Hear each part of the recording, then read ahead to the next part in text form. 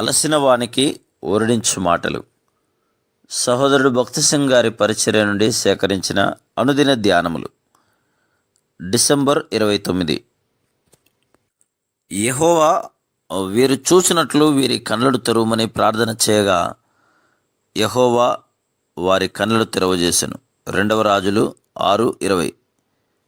Mark సువార్త 8:22-25 వచనములలో ఒక గుడ్డి వారిని యేసుక్రీస్తు ప్రభు దగ్గరకు తీసుకుని వచ్చినట్టు చదువుదాము. సాధారణంగా ప్రభు ముట్టుట చేతనే రోగులను స్వస్థపరచను, కానీ ఈ సందర్భంలో వేరుగా ఉన్నది. మొదటిగా ప్రభువైన యేసు గుడ్డివాని చెయ్యి పట్టుకొనను. మనం కూడా ప్రభు చేతిని పట్టుకొనట నేర్చుకునవలెను. మనలో చాలామంది బైబిల్ తెలిసినను దాన్ని అర్థం చేసుకున్నట్టుకు ప్రభు చేతిని పట్టుకునే విషయంలో తప్పిపోవారుగా ఉందరు. దానికి బదులుగా మనం మనుష్యుని చేతిని పట్టుకునే వారముగా ఉందము. ఆయనను ఎంతకాలము నీ చేతిని పట్టుకున్నట్టుకు నీవు అనుమతించదవో అంతకాలము ప్రతి పరిస్థితిలోనూ ఆయన నిన్ను కాపాడును. రెండవదిగా ప్రభువైన యేసు గుడ్డివానిని ఊరి వెలుపలికి నడిపించను. దీని ద్వారా మనము ఒక ఆత్మీయమైన పాఠమును నేర్చుకునవచ్చును. మనం ఆత్మీయమైన గుడ్డితనం నుండి స్వస్థపడవలనని ఎలా లోక సంబంధమైన స్నేహము సంబంధముల నుండి విడిపించబడి నిమిత్తం ఆయన చే నడిపించబట్టుకు అనుమతించవలను. లోక సంబంధమైన స్నేహమును బట్టి ఎంతోమంది విశ్వాసులు ప్రభు పిల్లలతో కలిసి ఆరాధించుట్లో తప్పిపోచున్నారు. నీకు నష్టమును గుడ్డితనమును కలిగించు సంబంధం నుండి ఆయన నిన్ను విడిపించును. మూడవదిగా ప్రభువైన యేసు గుడ్డివాని కన్నుల మీద ఉమ్మివేసెను, అనగా ఆయన నిమిత్తం అట్టి నిందను భరించుటకు సిద్ధపడవలను. మనం ఆత్మీయముగా ఎదగవలననేలా నిందలను భరించుటకు సిద్ధపడవలను.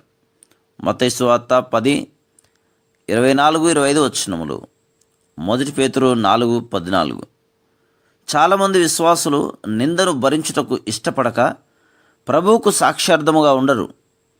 అందువలనే వారు ఆత్మీయముగా గుడ్డివారై సంతోషమును పోగొట్టుకునేదరు. ఎప్పుడైతే ప్రభు అతనిని ముట్టెనో అతనిలోనికి నూతన జీవం వచ్చింది.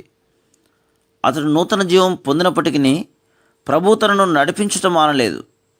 ప్రభువు నీకేమైనను కనబడుచున్నదా అని అడిగినప్పుడు మత్తయి సువార్త 8:23 అతడు అవును ప్రభువా, ఎంత అద్భుతము నాకు కనబడుచున్నది అని జవాబు ఇచ్చిండవచ్చును. కానీ అతనిని ప్రశ్నించక మునిపే అతని దృష్టిని గురించి ప్రభువుకు తెలియను. అయినను అతడు యథార్థముగా ఒప్పుకొనవలనని ఆయన కోరెను. అతడు ఎంత యథార్థముగా ప్రభు దగ్గర ఒప్పుకొననో ఇక్కడ చూచిదము. నాకు మనుషులు కనబడుచున్నారు, వారు చెట్ల వలె నుండి నడుస్తున్నట్లుగా నాకు కనబడుచున్నారనను. ఇతడు తన బలహీనతను ప్రభు దగ్గర ఒప్పుకొనను. కావున ప్రభు అతనిని ముట్టి స్పష్టమైన దృష్టిని దయచేశాను. తన నిజస్థితిని ప్రభు దగ్గర దాచిపెట్టలేదు.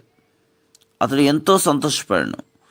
బహుశా నీవు కూడా గర్వము, దురాశ, కోపము, ఏదైనా అపవిత్రత అయిన అలవాటు లేక అభ్యాసము, స్నేహము చేత కలవరపడుచుండవచ్చును. ఒకవేళ నీవు అబద్ధములు చెప్పుచుండవచ్చును.